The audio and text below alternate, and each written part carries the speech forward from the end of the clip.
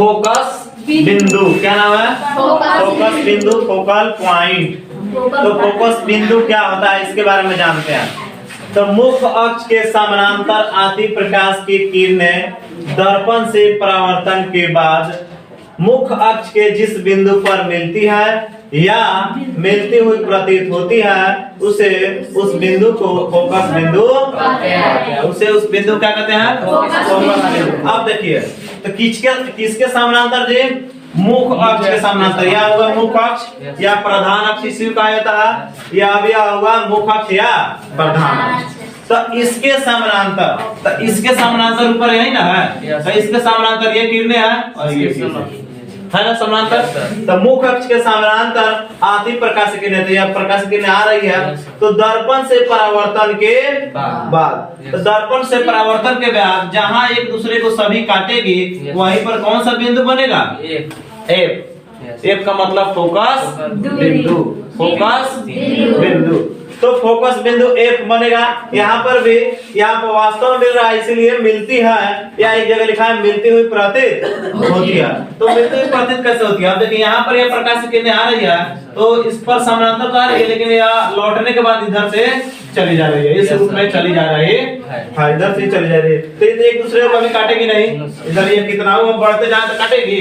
अच्छा, ये कभी जाएगी तो काटेगी? नहीं काटेगी। तो मुख्य अक्ष पर नहीं काट रही है तो उस स्थिति में क्या होता है कि यह दर्पण के जब हम पीछे बढ़ाते हैं तो देखते हैं कि यहाँ पर यह डॉट डॉट के द्वारा काट रही है, मतलब वास्तव में ना काट कर यह क्या काट रही है? आभासी रूप में काट रही है। तो यहाँ पर इसका फोकस बिंदु होगा। यहाँ पर इसका क्या होगा? फोकस बिंदु होगा। और फोकस बिंदु को किससे सूचित किया जाता है? यहाँ पर लिखे हुआ है फोकस बिंदु को किससे सूचित किया जाता है?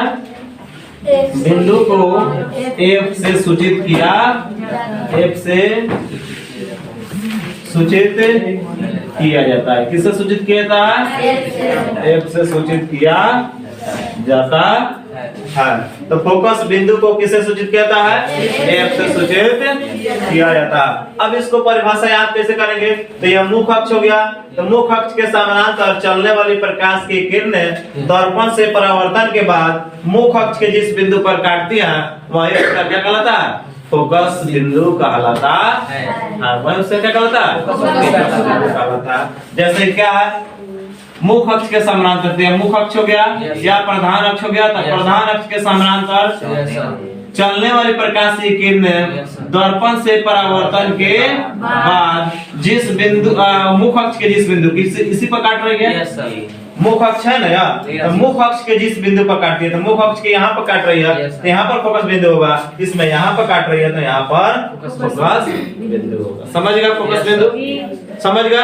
अब इसमें दो तरह के फोकस बिंदु होते हैं। अवतल के लिए अलग फोकस बिंदु होता है और उत्तल के लिए अलग फोकस बिंदु होता है। इसी में अगर चाहे तो आप दोनों को अलग आसानी से याद कर सकते हैं। कैसे याद करेंगे? अगर अवतल के लिए होगा तो मुख्य अक्ष के समानांतर आती प्रकाश की किरणें दर्पण से परावर्तन के बाद मुख्य अक्ष के जिस बिंदु पर मिलती है उसे अवतल दर्पण की फोकस बिंदु कहते हैं। इसे क्या कहते हैं? अवतल दर्पण की फोकस बिंदु कहते हैं।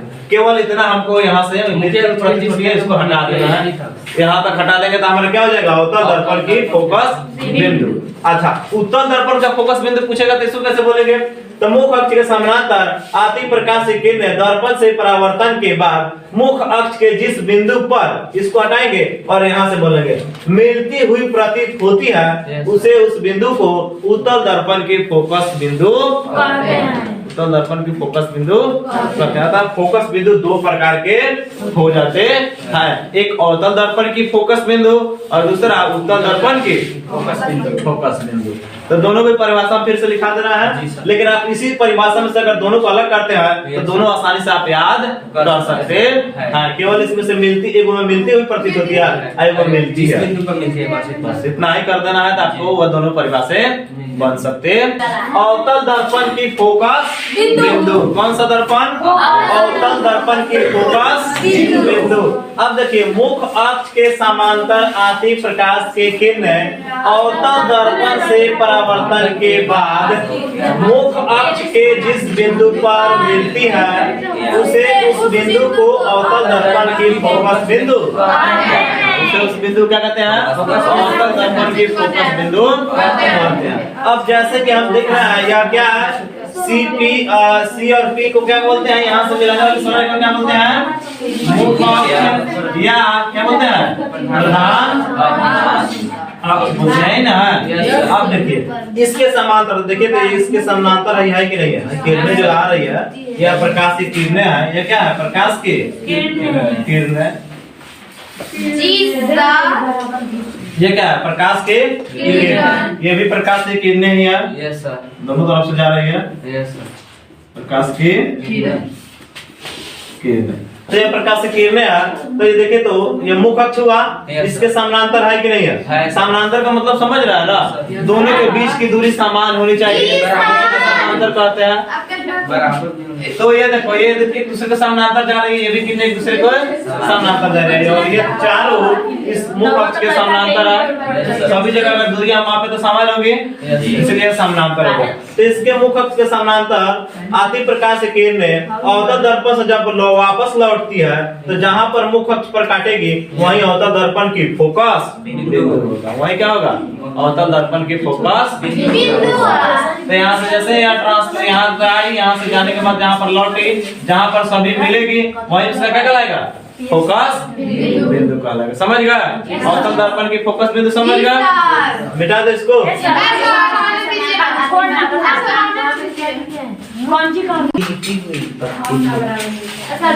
उत्तल दर्पण की फोकस बिंदु। उत्तल दर्पण की फोकस बिंदु। तो मुख अक्ष या प्रधान अक्ष के समानांतर आती प्रकाश की किरणें उत्तल दर्पण से परावर्तन के बाद मुख अक्ष के जिस बिंदु पर मिलती हुई प्रतीत होती है उसे उस बिंदु को उत्तल दर्पण की फोकस बिंदु कहते हैं। अब देखिए यहाँ x डैश क्या हो जाएगा हमारा? x डैश क्या हो जाएगा?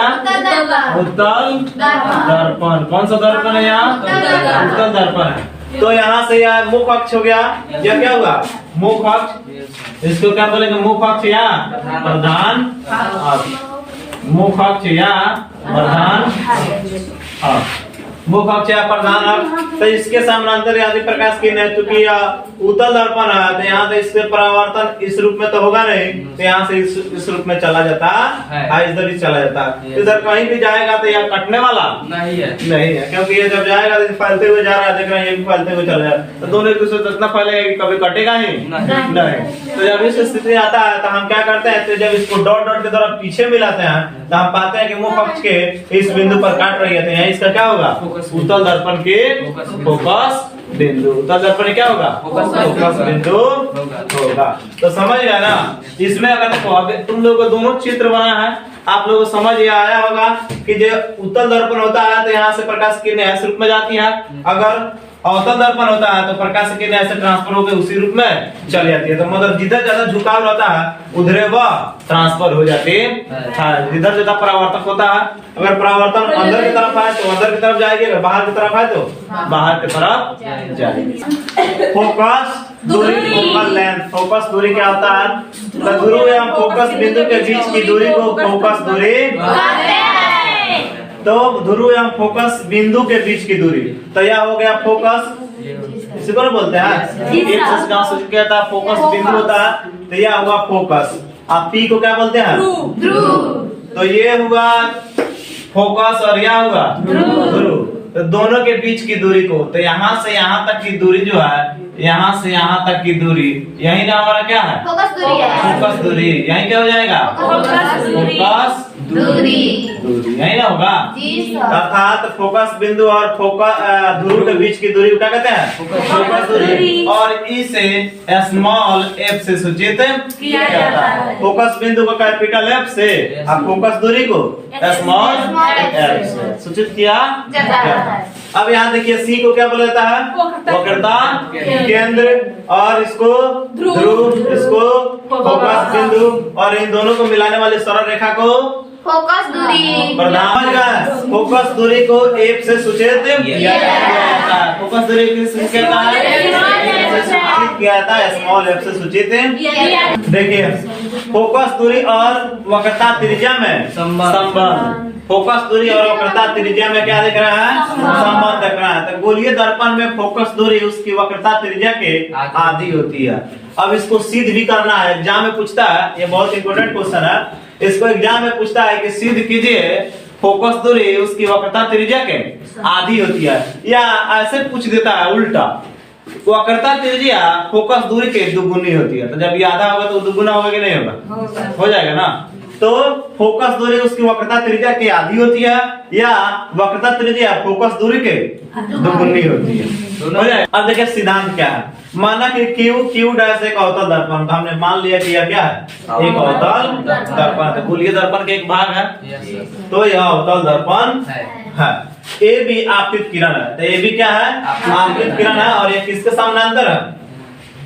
मुख अक्ष के समानांतर। ऐसे मुख अक्ष बोलते हैं ना, तो ये क्या है? मुख अक्ष के समानांतर। हाँ, ये मुख अक्ष के समानांतर। ये भी जो आपतित किरण है तो मुख अक्ष के समानांतर, तो जो समानांतर किरण आती है वो फोकस से होकर जाती है। तो जैसे ही ये भी इसको टकराएगी तो दर्पण से परावर्तन के बाद किससे होकर चली जाएगी? फोकस बिंदु से होकर चली जाएगी। तो यहाँ पे लिखे आपतित किरण है जो अवतल दर्पण से परावर्तन के बाद एक से होकर चली जाती है। एक से होकर यह चली जा रही है। अब यहाँ पर कुछ हम देखिए भाषा लिखे हैं। ए बी बराबर क्या है? आपतित किरण जो मुख अक्ष के क्या है? समानांतर है। बी एफ क्या है? परावर्तित किरण। बी एफ क्या हो गया? परावर्तित किरण। बी सी बराबर क्या हो गया? अभिलंब। बी और सी इसको हम जो मिलाया क्या है? अभिलंब। इसके ऊपर बना कोण क्या होगा? आपतन कोण है, इसके नीचे बना कोण? जबकि यह परावर्तित किरण है और ये आपतित किरण। आपतित किरण और अभिलंब के बीच बने कोण को आपतन कोण, परावर्तित किरण एवं अभिलंब के बीच बने कोण को परावर्तन कोण कहते हैं। तो यह अभिलंब हो गया। Q डैश क्या है? दर्पण है। PC बराबर क्या होगा? वक्रता त्रिज्या। तो P और C या क्या होगा? वक्रता त्रिज्या, क्योंकि इसी को रेडियस लेकर इस गोला को खींचा गया है, इसलिए इसको वक्रता त्रिज्या कहते हैं। आप वक्रता त्रिज्या किससे सूचित करते हैं? कैपिटल R से। वक्रता त्रिज्या किससे सूचित करते हैं? कैपिटल R से। अच्छा, FP। अब यहाँ पर है FP। तो F और P के बीच की दूरी को क्या कहा जाता है? फोकस दूरी कहा जाता है। और इसको किससे सूचित किया जाता है? F से, स्मॉल f से सूचित किया जाता है। तो हम यहाँ लिख दे रहा है स्मॉल f। अब यहाँ देखते हैं कोण एक बराबर कोण दो। हमने माना इसको कोण I को कोण एक माना है, कोण R को दो माना है। तो कोण एक बराबर क्या हो जाएगा? कोण दो। अब क्योंकि परावर्तन के नियम से, क्योंकि I कोण बराबर होता है R के। परावर्तन का नियम कहता था कि कोण आपतन कोण बराबर होता है परावर्तन कोण के। तो यह आपतन कोण है और यह क्या है? परावर्तन कोण है। तो दोनों एक दूसरे क्या है? बराबर होगा। उसके नियम से होगा ना, परावर्तन के नियम से दोनों एक दूसरे के क्या होगा? बराबर होगा। अब यहाँ पर देखते हैं कोण एक बराबर कोण 3 एक अंतर कोण से। जब मैथ पढ़े होंगेगा तो उसमें देखे होइएगा इस तरह का एक कोण बनता है, इस तरह का कोण बनता है। 9th क्लास पढ़े होइएगा तो उसमें मिले होगा, नहीं पढ़े होइएगा तो हम पढ़ाएंगे। तो कोण इस तरह का, ये कोण और ये कोण दोनों क्या होते हैं? बराबर होते हैं। इस तरह का जेड के आकार के बने कोण को एकांतर कोण, जेड इसी रूप में ना होता है। तो जेड जो बनता है, जेड के रूप में बने कोण को क्या कहते हैं? एकांतर कोण। अब देखिए तो ये जेड की तरह दिख रहा है कि नहीं दिख रहा है? अगर इसको हम ऐसे करें अभिलंब वाला, जेड की तरह दिख रहा है। जेड के बने कोण को एकांतर कोण कहते हैं। तो कोण ई और ई बराबर होगा, अर्थात कोण हाई बन रहा है। यहाँ पर इस तरह है, यही ना है। अच्छा, इधर जा रहा है तो कोण हाई बन रहा है। तो कोण एक बराबर क्या हो जाएगा? कोण 3। तो यहाँ पर है कोण एक बराबर कोण 3 एकांतर। एकांतर कोण कहता है कि जेड क्या करके बने कोण को एकांतर कोण कहते हैं, और दोनों क्या होते हैं? बराबर होते हैं। तो कोण एक बराबर क्या हो गया? कोण 3 हो गया एकांतर कोण से। अब देखते हैं त्रिभुज BCF में, त्रिभुज BCF। तो त्रिभुज है हो गया BCF, यही ना? अब इसमें हम देख रहा है कि ये कोण और ये कोण दोनों क्या हो गए? बराबर। तो जब हम जानते हैं कि जब किसी त्रिभुज के दो कोण बराबर हो तो उसे कहते हैं समद्विबाहु त्रिभुज। अगर तीनों कोण बराबर हो तो समबाहु त्रिभुज। अगर एक भी कोण बराबर नहीं हो तो विषमद्विबाहु त्रिभुज। तो इसमें दो कोण बराबर है। दो बराबर क्या हो गया? कोण 3। तो यहाँ पर है त्रिभुज ABCF में त्रिभुज BCF समद्विबाहु त्रिभुज है। क्यों है? क्योंकि कोण 3 बराबर है कोण 2। तो 2 को कोण बराबर हो गया तो समद्विबाहु त्रिभुज होगा। तो क्यों है? तो क्योंकि कोण 1 बराबर क्या है? कोण 3। कोण 1 बराबर क्या था? यहाँ पर कोण 1 बराबर क्या था? 2। इसको लेते हैं, यहाँ से हम इसको उठाया, देखो तो यस, कोण 1 बराबर क्या था? कोण 2। तो कोण 1 के बराबर हम 2 लिख सकते हैं। तो यहाँ पर लिख दिया है कोण 1, यहाँ इसी को उठाया, कोण 1 बराबर क्या हो गया? कोण 2 हो गया। कोण 2 बराबर, ये 3 तो था, ये कोण 3 हो गया। इसीलिए कोण 1 बराबर क्या है? यहाँ पर कोण 1 बराबर कोण 2 है। यहाँ से तो कोण 1 बराबर कोण 2 है, तो इसीलिए हम 1 की जगह क्या लिख सकते हैं? 2 लिख सकते हैं। हाँ, इसको हम लिख सकते हैं। हाँ, तो कोण 2 बराबर क्या हो गया? कोण 3। इसलिए यह समद्विबाहु त्रिभुज है। अब समद्विबाहु त्रिभुज हो गया, तो यहाँ आते हैं BCF में, त्रिभुज BCF में समद्विबाहु त्रिभुज है, अतः इसकी 2 भुजाएं भी बराबर होगी। 2 कोण बराबर है तो 2 भुजाएं भी बराबर होगी। अर्थात BF, तो यह हो गया BA, यहाँ से यह दिखाई दे रहा है। BF बराबर होगा FC के, तो बराबर FC। तो देखो, तो हाई भुजा इसमें त्रिभुज में है, IC त्रिभुज में ये भुजा है, तो हाई भुजा इस त्रिभुज में है, भुजा, तो ये दोनों एक दूसरे क्या होगा? बराबर होगा। क्योंकि 2 कोण बराबर है, 2 भुजाएं भी बराबर होगी। आगे आपको पढ़ने को भी मिलेगा। तो BCF समद्विबाहु त्रिभुज, अतः इसकी 2 भुजाएं भी बराबर होगी। तो 2 भुजा कौन से बराबर होगी? FC कहो या CF कहो, ये भुजा, या BF कहो या FC कहो, दोनों ये भुजाएं बराबर होगी। अब यदि B बिंदु P के बहुत निकट हो, तो अब मान लो कि हम इस बिंदु को यहाँ पर लाया, तो इस बिंदु को हम यहाँ ना लाकर डायरेक्ट यहाँ पर गिरा है, तो लगभग ये दूरी और ये दूरी क्या होगी? बराबर होगी। यहाँ से हरी दूरी कितना है वह, और यह है। अगर हम इसको नचाकर और ऐसे लाए तो लगभग यहाँ पर आएगा। अर्थात P बिंदु के पास अगर B को P के पास लाया जाए तो लगभग जितना हरी दूरी है उतना ही दूरी यह भी होगा।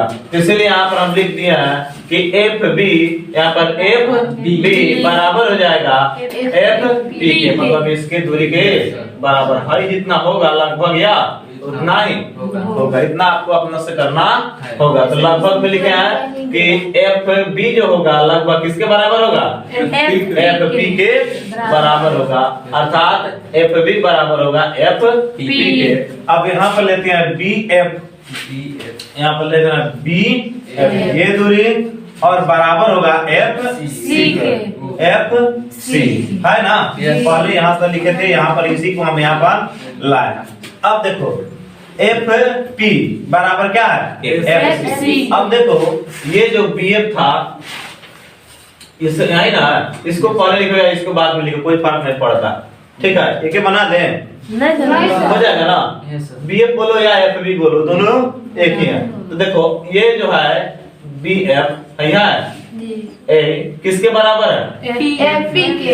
तो हम FB के बराबर FP लिख सकते हैं। तो यहाँ पर वही क्या क्या है? FP लिख दिया है। चूंकि यहाँ पर हम लिख सकते हैं कि BF बराबर जो है क्या है? FP के है। BF बराबर क्या है? FP। तो हम BF पे जगह क्या लिख सकते हैं? FP लिखे, वही लिखे ना? FP लिख दिया। अर्थात FP बराबर हो गया FC। FP बराबर हो गया FC। अब लेते हैं PC, हम पूरा दूरी लेते हैं P और C, यहाँ से यहाँ तक की दूरी को हम ले रहा है। तो क्या कर देंगे? FC अगर हम इतना जोड़ दें और इतना जोड़ दें तो पूरा दूरी हो जाएगा। जी सर। अगर हम FC पूरा दूरी ले रहा तो हाई जोड़ दें, इसको जोड़ देगा, पूरा नहीं हो जाएगा। तो हम PC बराबर लिखा है FP, इसको और फिर किसको लिखा है? प्लस FP, यहाँ पर नाम FC यह दूरी, यहाँ से यहाँ तक की यह दूरी, और FP, और यहाँ से यहाँ तक की दूरी। दोनों को जोड़ दिए तो हमारा क्या हो गया? PC बन जाएगा। अब देखिए PC बराबर फिर लिखे हैं FP, यहाँ लिखे हैं FP लिखे हैं। अब क्या है प्लस एफ पी, दोनों समान हुआ कैसे? अब देखिए चूंकि यहाँ पर हम देख रहा है कि एफ पी बराबर कितना है FC, तो एफ सी के जगह हम क्या किया है एफ सी के जगह क्या किया है एफ पी, चूंकि क्या है एफ पी बराबर जो है क्या है एफ सी, एफ पी बराबर है एफ सी, तो हम एफ सी की जगह क्या लिख सकते हैं दोनों एक दूसरे के बराबर है, तो दोनों को हम लिखेंगे तो F P plus F P अर्थात क्या हो जाएगा 2 एफ पी हो जाएगा, 2 एफ पी हो जाएगा। एक मान लो यहाँ पर एक हुई है 2 हो जाएगा 2 एफ पी। अब यहाँ पे देखते हैं पी सी, तो P और C यहाँ से यहाँ तक की दूरी को क्या कहते हैं हम वक्रता त्रिज्या कहते हैं। यहाँ से यहाँ तक की दूरी को यहाँ से और इसको क्या कहते हैं R कहते हैं, वक्रता त्रिज्या कहते हैं। और यहाँ से यहाँ तक की दूरी को वक्रता त्रिज्या कहते हैं। तो वक्रता त्रिज्या जब कहते हैं तो इसको हम R से सूचित करते हैं, पहले भी लिखा था PC बराबर R बताए थे ना, तो PC बराबर R होता तो R यहाँ पर हम लिख देंगे, क्योंकि यहाँ से यहाँ तक की दूरी को हम वक्रता त्रिज्या कहते हैं। तो वक्रता त्रिज्या PC बराबर R लिख दिया, एफ आप यहाँ से यहाँ तक के बीच की दूरी क्या कहते हैं फोकस दूरी, कहीं ना कहते हैं। तो फोकस दूरी को हम एफ से सूचित करते हैं, तो हम यहाँ लिख दिया 2 तो होता है पहले से था इधर 2, एफ पी को क्या बना दिया एफ बना दिया, अर्थात आर बराबर हमारा क्या यहाँ पर हम एफ को रख रहे हैं तो 2 इधर गुना में इधर रखे भागा होगा, तो आर बाई 2 हो जाएगा बराबर एफ, अर्थात एफ बराबर क्या हो गया आर बाई 2, तो यह हो गया हमारा आधा हो गया वक्रता त्रिज्या के, ऐसा ही लिखना पड़ेगा वक्रता त्रिज्या के आधा हो गया। अब कभी कभी पूछ देता है कि सिद्ध कीजिए कि R बराबर जो होगा वह फोकस दूरी का क्या होगा दुगुनी होगा। तो तरह सिद्ध करने के बाद फिर यहाँ पर डायरेक्ट यहीं पर सिद्ध कर दिया जाएगा। अगर पूछ रहा कि सिद्ध कीजिए कि गोलीय दर्पण में फोकस दूरी उसकी वक्रता त्रिज्या के दुगुनी होती है, तो जैसे ही दुगुनी होती है देखो तो R बराबर 2 यहीं पे छोड़ देंगे, हाँ यहीं पे छोड़ देंगे। अगर दुगुना पूछ रहा है तो यहीं पे छोड़ कर प्रूफ लिख देंगे, आपका हो जाएगा, समझ गया ना। अगर आधी पूछ रहा है तो एक स्टेप और बढ़ जाएगा, आपके आधे हो जाएगा। हो गया।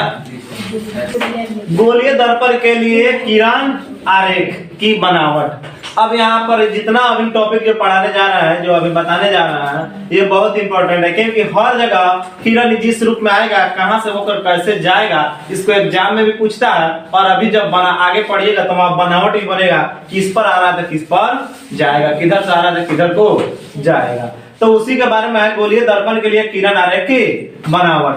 अब यहाँ पर हेडिंग है पहला, मुख्य अक्ष के समानांतर आपतित प्रकाश की किरणें गोलीय दर्पण से परावर्तन के बाद फोकस से होकर जाती है।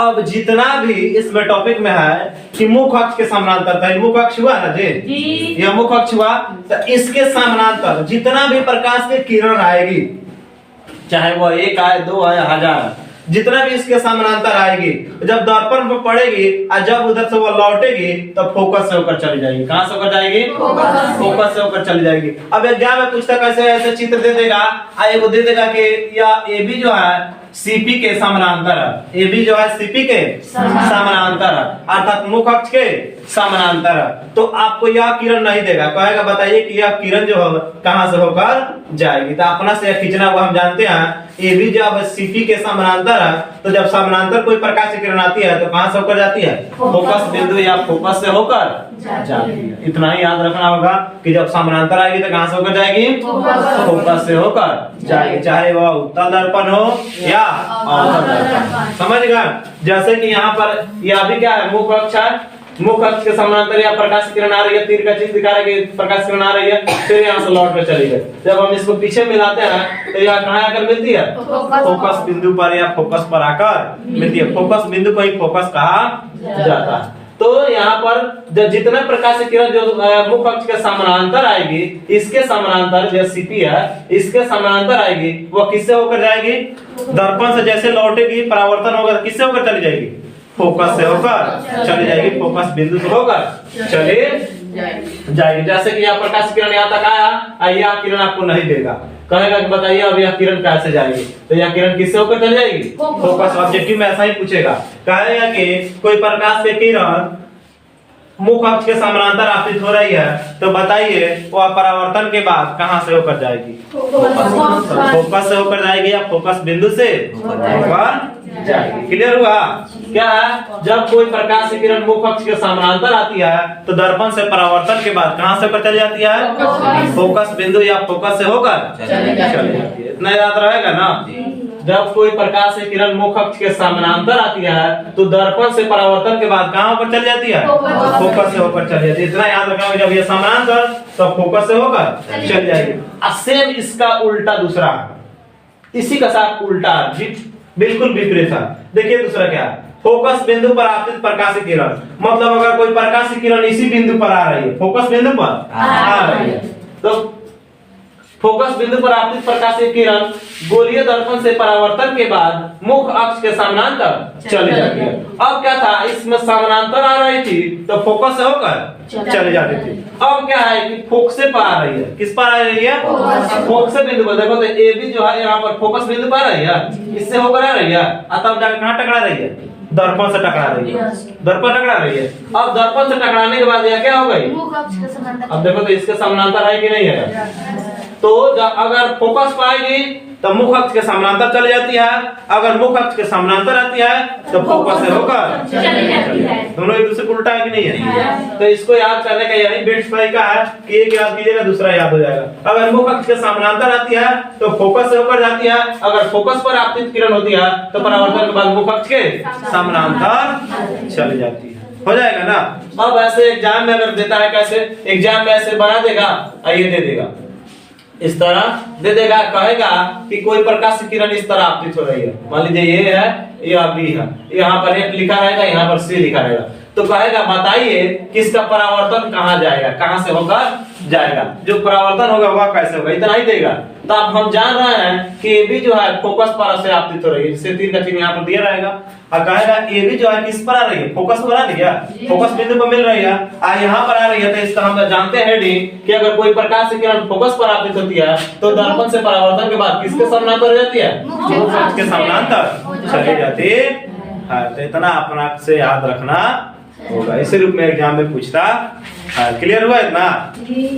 चाहे वह दर्पण उत्तल दर्पण हो या अवतल दर्पण हो, दोनों में सेम होता है। मुख्य अक्ष पर आती है तो कहाँ चली जाएगी? पर चली जाएगी।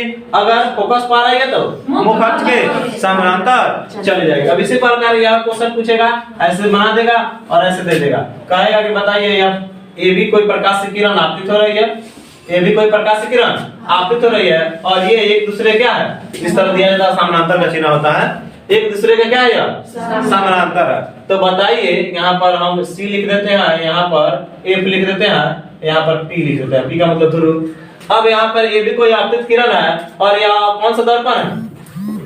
अवतल दर्पण है। जैसे यहाँ से हम बाहर से कलाई किए हैं, तो ये कौन सा दर्पण हो गया? अवतल दर्पण। अब अवतल दर्पण पे प्रकाश की किरण आपतित हुई, तो यहाँ बताइए ए बी जो है अब परावर्तन होकर कहाँ से जाएगी? तो यहाँ कहाँ से होकर चली जाएगी? फोकस से होकर चली जाएगी। यहाँ अपना से बनाना होगा, ये कहाँ से होकर चली जाएगी? फोकस से होकर चली जाएगी।